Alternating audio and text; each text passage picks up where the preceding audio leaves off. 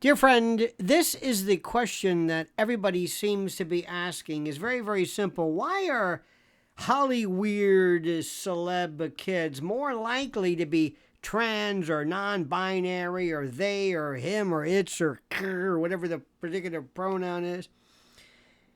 And from Ben Affleck to Elon Musk to you name it, it appears to many that there are more celebrity kids and offspring and spawn more than ever likely to be and coming out as transgender or non-binary. Why?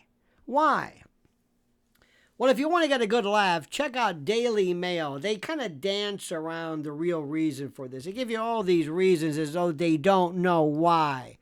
They can't imagine that maybe these sick Hollywood types actually want their kids to do this because they're doing everything in their power to gain some form of notoriety, even if it means the sexual mutilation of their kids by virtue of some pronounced or enunciated whim. But I digress.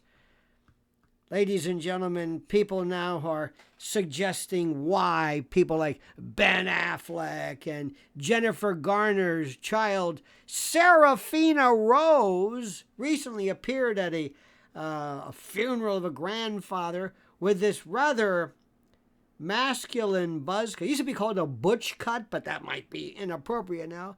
In this black suit and announcing to the world they're now called Finn, along with he, they, them pronouns, Finn, as in the French fin, the end. And in July, our own particular hero, Elon Musk, got into a very public brouhaha, a squabble, a spat, an argument with his estranged trans daughter, Vivian, born Xavier, who said used to be a gay boy, but had now fallen victim to the woke mind virus. Mr. Musk's words, indeed. And the idea that there are more trans people in Hollywood and among the celebs is a subject of debate on many social media platforms and the like. With one Reddit thread that's called, "Why are all celebs' kids trans?" A bit of an overstatement, but you get the point. Now, experts apparently weighed in, and some of these are the most ridiculous. I must go through them in Daily Mail, and I will cite you the particular reference. Said it's possible that circumstances unique to celebrities, such as fame, wealth, and, well, where they live, inter alia, may raise the likelihood and the propensity and the predilection of these children to appear and come out as transgender. Now, Ben Affleck's kid, Finn, was christened Seraphina Rose. And the person apparently appeared in April with these new pronouns. Adverbs are what I'm interested more in, but that's me. Call me old-fashioned. Now, there was one particular expert that the Daily Mail enlisted, Dr. Raj Persaud, or Persaud, Persaud, who works with celebrities on London's famed Harley Street, and said that there apparently are several reasons why this might particularly be so, why there appear to be more of these cases on the rise. He wanted to make clear that his theories point out not his personal views, but rather those currently being discussed among academic circles, which means, right, that's what he means. His first theory is wealth. Transitioning, he says, can be expensive. With trans people altering wardrobes and all of the various cosmetological accoutrements, lifestyle, and others, the surgeries are expensive. For breast removal, mastectomies, or top surgery, it can cost between 14, 17, 20 grand. With genital surgery, aka mutilation, orchiectomies, castration, penectomies, and the like, with reconstruction, could be north of 300K. He suggests maybe there are a lot of people who don't really come on as transgender because it's so expensive. Yeah, right. Yeah, maybe that's the reason. I'd become transgender, but I don't have the scratch for the mutilation surgery. And then he said, what that means is that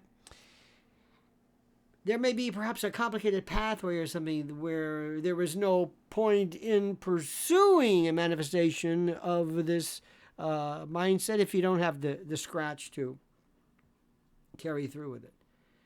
Have you seen Jamie Lee Curtis with her daughters?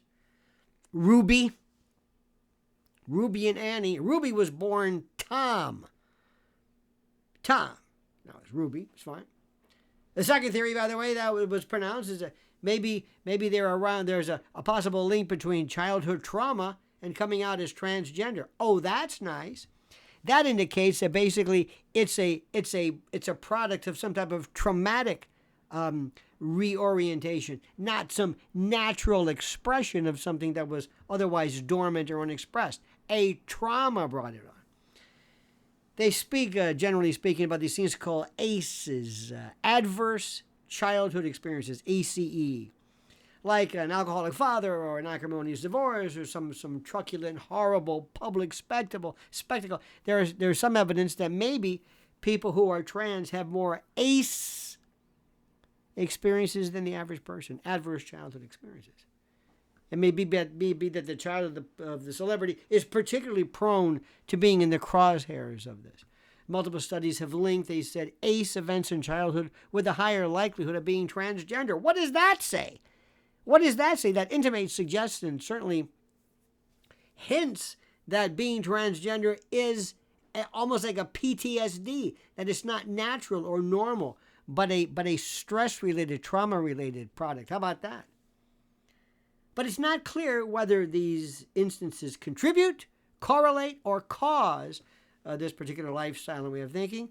Someone becoming transgender may be something that was always there.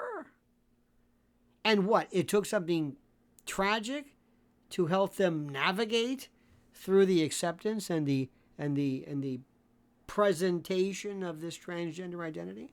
I don't know. Others have added that it wasn't clear whether these were linked, maybe they're associated. Affleck's son, I always think of that little duck, Affleck's child, Finn, 15, Finn went through their most formative years between the ages of 9 and 13, while their parents were in the midst of this public knockdown, drag-out divorce. Don't forget NBA basketball player Dwayne Wade and the 17-year-old Zion, who became Zaya in 2020, also watched her parents, or their parents, or his parents, these pronouns, go through a tempestuous, tumultuous, acrimonious divorce.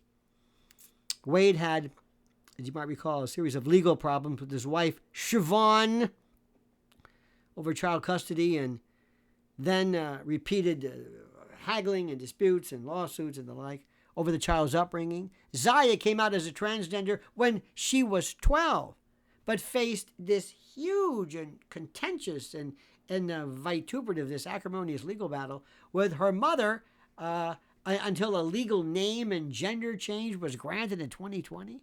And then Jennifer Lopez was, of course, the image of, glamour and happiness, who shopped with Emmy, or M. I like Emmy, E-M-M-E. One of the twins she shares with her ex-husband, Mark Anthony, Emmy, was revealed to be also non-binary. Non-binary versus transgender, And it's very, very interesting how they can use these terms just, loosely. Elon Musk's child was christened Xavier Musk, but now identifies as Vivian Jenna Wilson. Sounds like a band.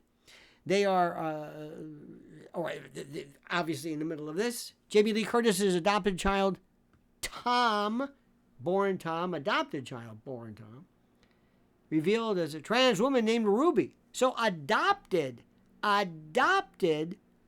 So maybe that might be something which indicates that it is indeed the environment. Jamie Lee Curtis, along with her husband Christopher Guest, had initially struggled to adapt, accidentally using Ruby's dead name, that's what they call it, her dead name, and getting the pronouns wrong, but insisted she was a grateful student. She's come around.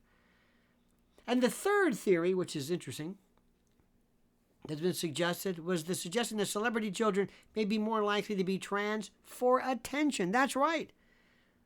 Among children who live in the shadows of parents who constantly say, look at me, look at me, look at me, look at me, maybe this is a way to get the attention they've noticed. Maybe they've lived in the shadow of these parents for the longest time.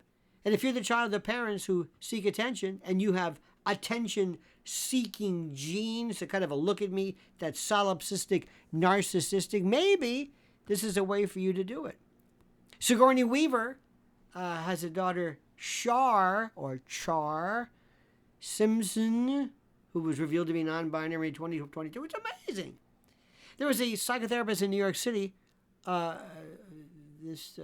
Dr. Jonathan Alpert, who works with transgender parents, and suggests that rather than seeking attention, it could be about establishing their own identity. Yeah. It could be.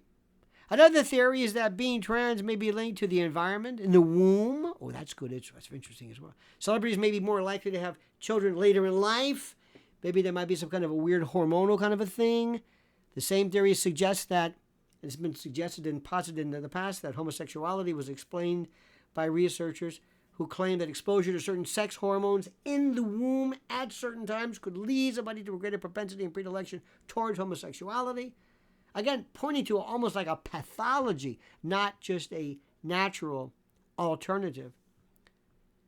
And then there are others who said that it may be other aspects as well. There may be something. Maybe there are weird things about Hollywood where celebrities can't really be their authentic selves. But one of the things which is the most important, if you look at especially detransitioners and the like, is that these kids later on found out that this was a big mistake. In Hollywood, celebrities can't really be themselves because of their persona. And as a result, they do everything in their power to foster their kids to be their authentic selves. And it wouldn't surprise many people if they are more liberal, more open, and more accepting, and also more committed to allowing their children to be authentic, and perhaps maybe helping them along. The surge in celebrity kids out as transgender might be a small part of a bigger picture, with estimates that there might be 1.6 to 2 million transgender people in the country. I don't know. I'm in no position to argue with that one. And the number of kids identifying as transgenders has apparently exploded, those identifying, particularly among girls, where it's doubled in recent years. And this has raised all kinds of concerns elsewhere. That a larger number of children that are not actually transgender are being siphoned into being affirmed when they actually have another condition like autism or some kind of a spectrum disorder. There's a growing number of detransitioners who are emerging from various aspects, various areas of society, saying they were pushed into this gender-affirming stuff too soon, maybe by some ex-Hollywood celeb who says, this might help. There's something called the Cass Report, and doctors say called for a more cautious approach.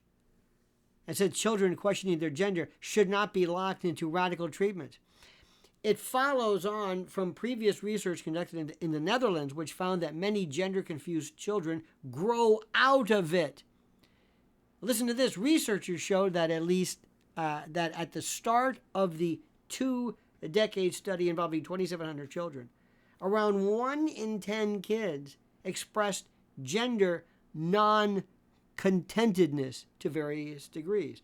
But by the age of 25, just 1 in 25 said they were often or sometimes discontent, meaning they grew out of it. Maybe these folks were acting a little bit too hastily. too precipitous. And like I said, don't put it past these weirdos in Hollywood to say, you know, my career is on the outs. I'm on the balls of my arse. I don't have anything going on for me. But maybe if I have a kid or two who's non-binary, transitional, maybe then that will help. Because they will do everything and anything up to and including sacrificing their children who may or may not be authentically transgendered or non-binary for their own miserable and fleeting career. How do you like them apples? All right, dear friends, what do you think? But before, please make sure you like this video. Please subscribe to the channel. Please hit that little bell so you're notified of new videos and the like. And whatever you do, I beg, beseech, importune, and ask you respectfully to comment as you see fit.